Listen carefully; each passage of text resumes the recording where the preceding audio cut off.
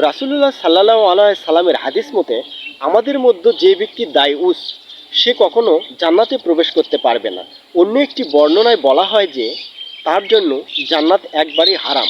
আপনি কি জানেন এই দায়ুস ব্যক্তিকে?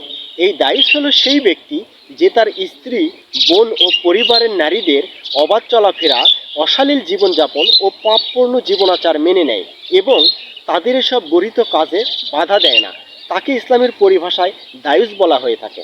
সাম্প্রতিক সময়ে একটু লক্ষ্য করলে দেখবেন যে ফেসবুক থেকে টাকা ইনকামের জন্য অনেক ব্যক্তি তার যুবতী মেয়েকে নোংরা পোশাকে অশালীলভাবে উপস্থাপন করছে। অনেক ব্যক্তি তার ঘরের স্ত্রীকে অশালীলভাবে ফেসবুকে উপস্থাপন করছে এবং তারা কত ভিউ হচ্ছে বা কতজন পুরুষ তার যুবতী মেয়ে বা বউকে দেখছে সেটা নিয়ে আবার গর্ববোধ করছে।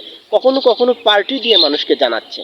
ইসলামের পরিভাষায় এই ধরনের ব্যক্তি হচ্ছে দায়ুস। আল্লাহ তাআলা আমাদের সকলকে সঠিক বুঝদান করার তৌফিক দান করুক। আমিন।